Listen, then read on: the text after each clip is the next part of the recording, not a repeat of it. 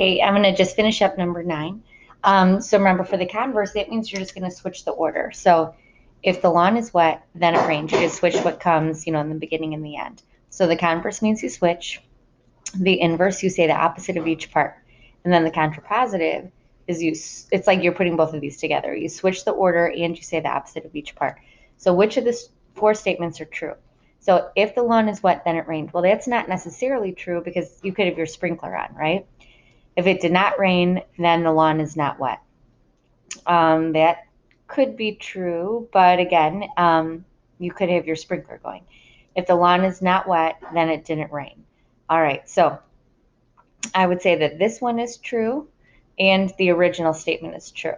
So to explain your answer, what you would do is you would say why the other ones are not true. So you could say like, there could be a sprinkler here and here, okay, for those guys. All right, moving on to number 10.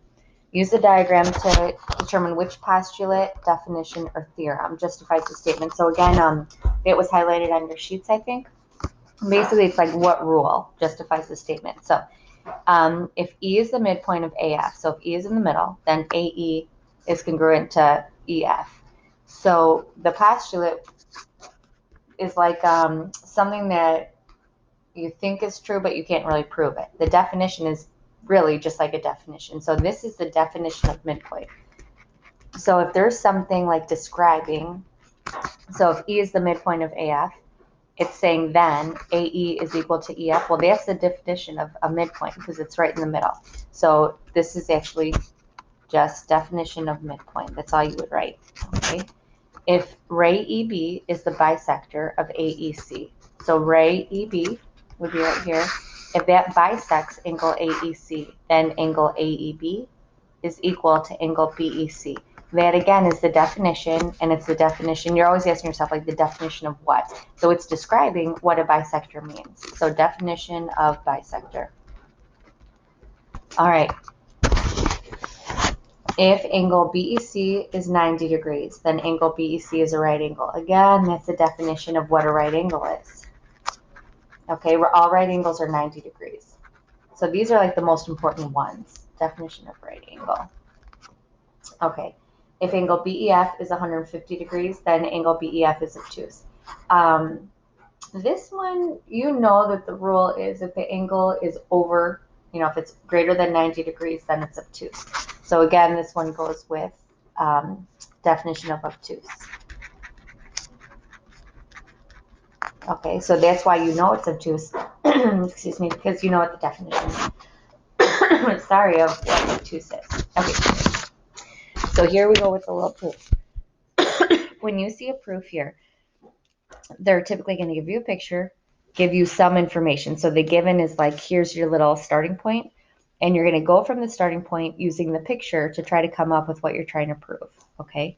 So the very first statement, it says the measure of angle 4 plus the measure of angle 6 equals 180. So you're always like asking yourself, how do I know this? Well, you know this because it was given. So your first reason is always basically going to be repeating what you're given. Okay, so this is your starting up point. Well, I know that angle 4 and 6 adds up to 180 degrees. Okay, so now we're going to look here. Angle 4 plus angle 5, they're saying, is 180 degrees. Well, you know that because that's a straight line. So you could say that they're a linear pair, right? A linear pair means that it's 2 angles that form a straight line. You could say straight line. You could say straight lines are 180. So any of those would work. So now here, they're saying that angle 4 plus angle 5 equals angle 4 plus angle 6. So let's look up here. Angle 4 and 5 is 180.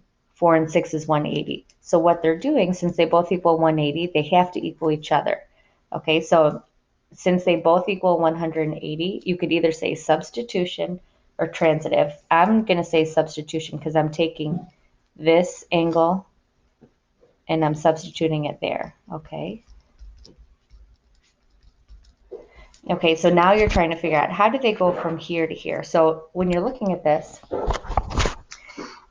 you still have the angle 4s, but you don't have angle 5 and angle 6, okay? So you're trying to figure out how they have that. Oh, I'm lying, sorry.